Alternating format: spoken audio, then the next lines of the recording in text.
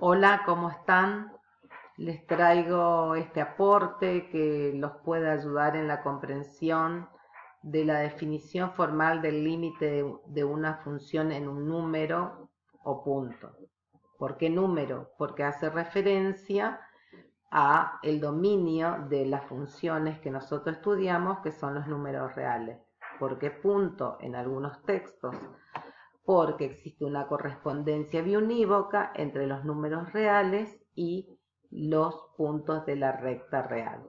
Es decir, que está haciendo referencia a la interpretación geométrica.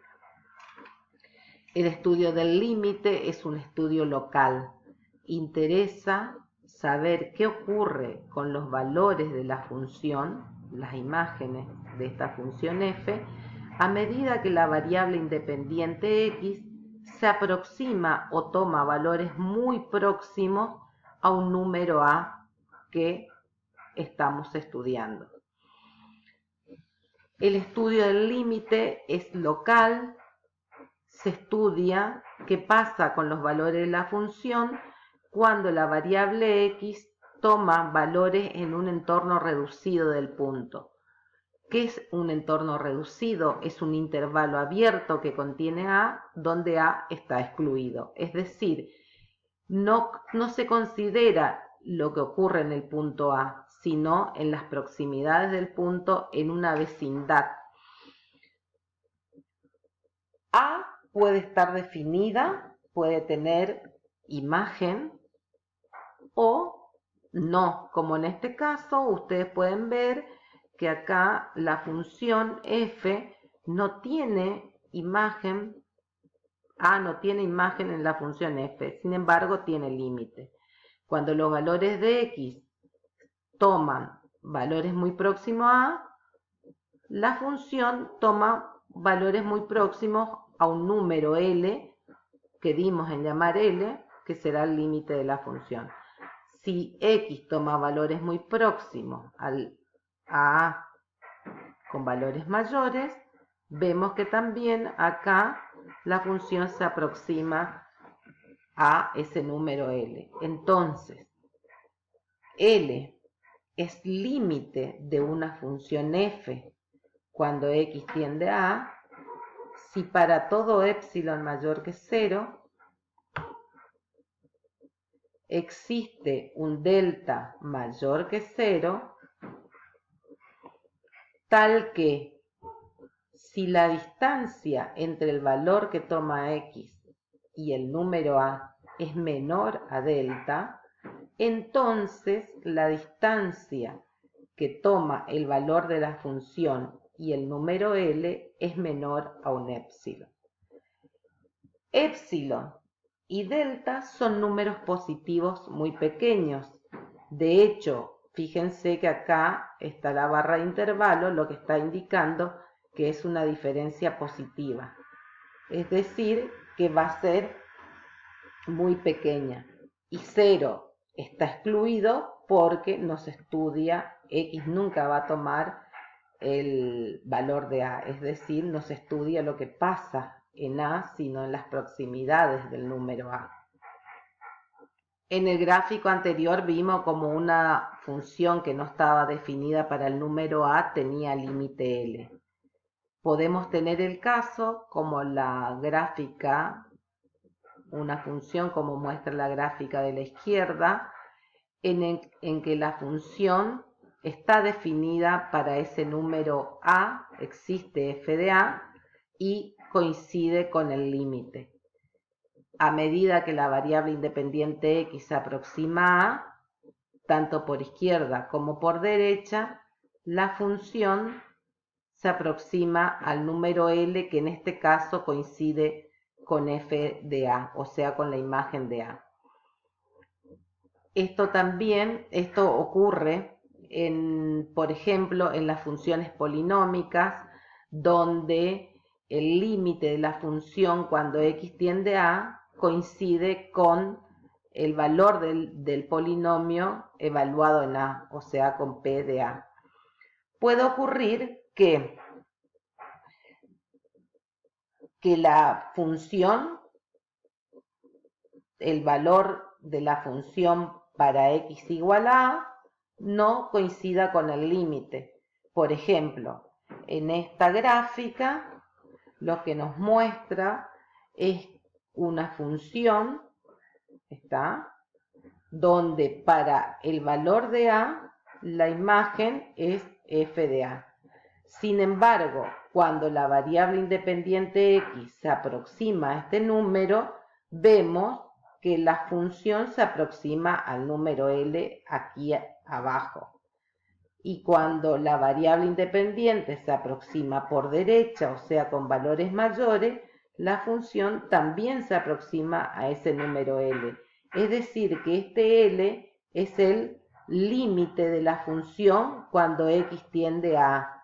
Sin embargo, no es igual al valor de la función. Es decir, que el límite de una función en un número puede ser igual a la imagen de ese número o puede ser distinto. En este caso, vemos que hay una discontinuidad en la gráfica de la función. ¿Por qué? Porque aquí no tiene imagen, la imagen está en otro punto. Esto se llama discontinuidad salvable, vamos a ver un poquito más adelante, y generalmente se salva redefiniendo la función y haciendo que la imagen de a sea justamente igual al valor del límite. En el caso de las funciones polinómicas, vemos que para determinar el valor del límite es igual al valor de la función evaluada en el número a. Entonces, cuando nosotros tenemos una función polinómica y queremos hallar el límite de esa función polinómica cuando x tiende a, no tenemos que hacer otra cosa algebraicamente que reemplazar los valores de x por ese número a. ¿Por qué? ¿Por qué podemos hacer eso o por qué está permitida la regla de esa sustitución directa? Porque vemos que en un polinomio se cumple que el límite del polinomio cuando x tiende a es igual al valor del polinomio evaluado en a. Para mostrar la dependencia entre el épsilon y el delta, acá vemos una gráfica de una función lineal, es una función continua de R en R, donde queremos estudiar el límite cuando la variable independiente se aproxima a 2. Cuando la variable independiente se aproxima a 2, decimos, vamos a ver que el límite L es 5. ¿Cómo se observa en la gráfica esta cuestión o el épsilon y el delta, que muchas veces es lo que le resulta complejo a ustedes?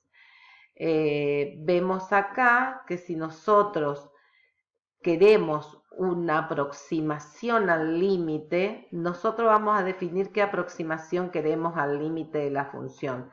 Si queremos tener un límite con una aproximación de 1, de epsilon igual a 1, o sea que el intervalo va a ir entre 4 y 6, es suficiente con tomar valores de la variable entre 1,5 y 2,5. Es decir, que acá el delta es 0,5 como se observa. Si nosotros queremos una aproximación mayor que la distancia entre el límite y el valor de la función sea menor, entonces vamos a suponer que se fija un épsilon 0,5, aproximadamente 0,5, o me paso siempre. Entonces, fíjense que para un valor, si queremos que la aproximación entre los valores de la función y ese valor límite sea menor a 0,49, entonces los valores de la variable independiente tendrán que estar entre 2 y 0,25 o 2 menos 0,25. Tienen que ser valores muy próximos, menores a 0,25 según lo que se indica aquí. Bien, luego, si queremos aproximar aún más, fíjense que a medida que más se aproxima, toma valores muy pequeños el epsilon. A ver si lo puedo ampliar.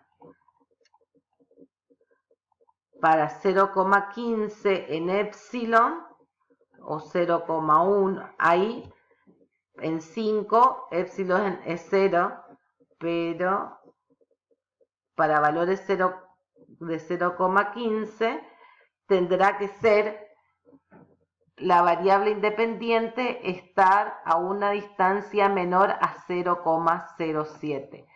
Bueno, con esto quise mostrarle la dependencia o cómo se relaciona ese epsilon y el epsilon y el delta que aparece en la definición formal, qué significa y cómo están relacionados.